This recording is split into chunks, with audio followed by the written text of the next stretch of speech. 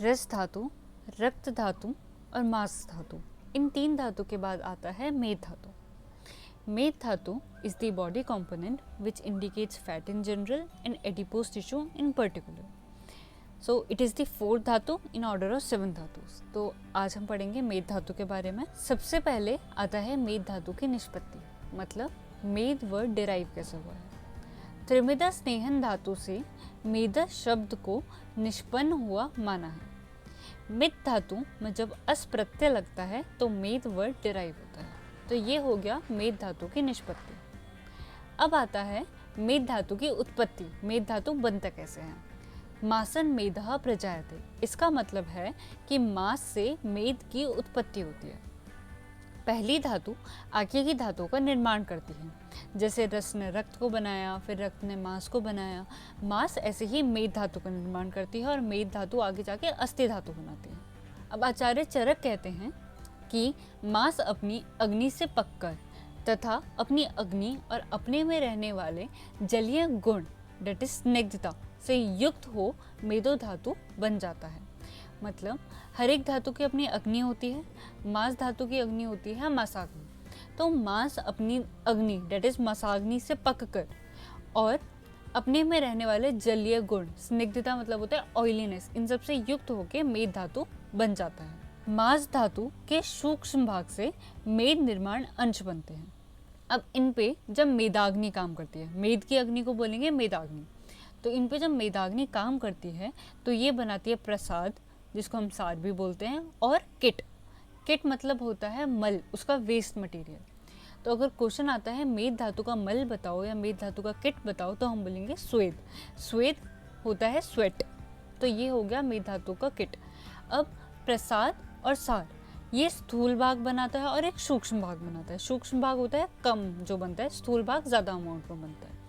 स्थूल भाग मेद धातु की उत्पत्ति करता है और सूक्ष्म भाग उपधातु बनाता है और अस्थि निर्माण अंश बनाता है. अस्थि निर्माण अंश आगे की धातु जो अस्थि है उसका निर्माण करता है. और उपधातु क्या होता है, एक सेकेंडरी टिश्यू होता है जो मेन पेरेंट धातु से नरिशमेंट लेता है. तो इसकी उपधातु होती है स्नायु. स्नायु को हम बोलते हैं लिगामेंट. तो अगर क्वेश्चन आता है मेद धातु की उपधातु बताओ तो वो है स्नायु. तो ये हो गई मेद धातु की उत्पत्ति.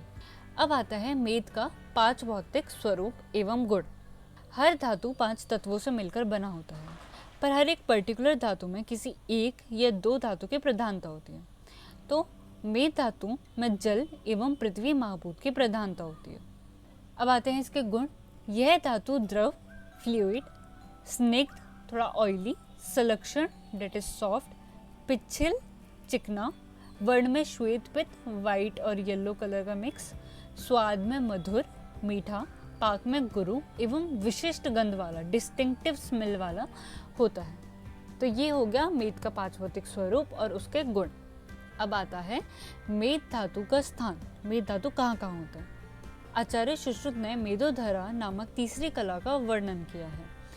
7 कलाएं होती हैं. कला को हम मेम्ब्रेन कह सकते हैं. तो 7 कलाएं होती हैं, उनमें से जो तीसरी कला है वो है मेदोधरा कला. तो आचार्य सुश्रुत ने इसका वर्णन किया है, ये हम आगे भी पढ़ते हैं. मेद सभी प्राणियों के उदर एवं छोटी अस्थियों में रहता है. उदर होता है एब्डोमेन और छोटी अस्थि हो गई स्मॉल बोन. रेड मैरो की फॉर्म में रहता है एवं बड़ी अस्थियों में मज्जा रहती है. मज्जा हो गई येलो मैरो, तो वो लॉन्ग बोन में पाई जाती है. आचार्य चक्रपाणी कहते हैं वपावहन मेद का स्थान है. वपावहन होता है ओमेंटम. ओमेंटम क्या होता है, a fold of peritoneum connecting the stomach with the abdominal organs. तो ये हो गया मेद धातु का स्थान. अब आता है मेदवह स्रोतस. स्रोतस क्या होता है, चैनल्स. तो मेदवह स्रोतस क्या है. आचार्य चरक ने मेदवह स्रोतस का मूल वृक्क, वृक्क होता है किडनी, एवं वपावहन, वपावहन होता है ओमेंटम. ओमेंटम अभी बताया, पेरिटोनियम का फोल्ड जो स्टमक को एब्डोमिनल ऑर्गन से कनेक्ट करेगा. आचार्य सुश्रुत ने मेदवह स्रोतस का मूल कटी, कटी होता है पेल्विक रीजन, एवं वृक्क डेट इज किडनी को बताया है. ये हो गए मेदवह स्रोतस. अब आता है मेद का प्रमाण.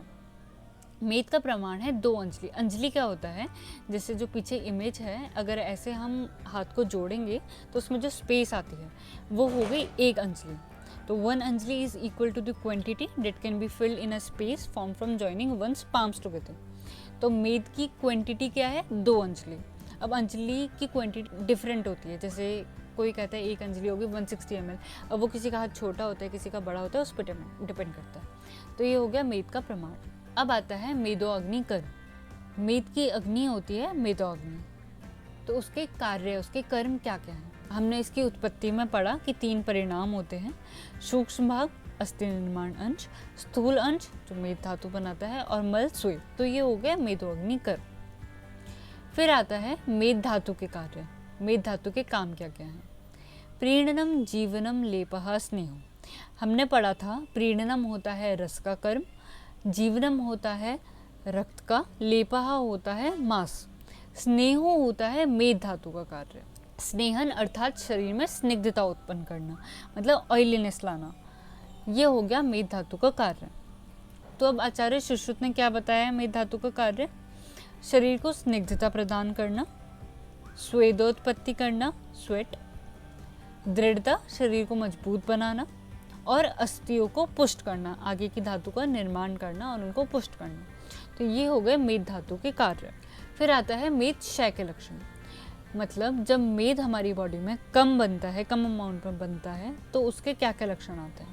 सबसे पहला है संधियों में शून्यता। हमारे जो जॉइंट्स होते हैं, हमारे जॉइंट्स के बीच में मेद धातु भरी हुई होती है, तो अगर मेद कम हो जाएगा तो उसमें शून्यता आ जाएगी और उसमें स्फुटन आ जाती है। स्फुटन होता है आवाज़ कट कट के आना जब संधियाँ आपस में टकराती हैं, क्योंकि मेद धातु का क्षय हो जाता है।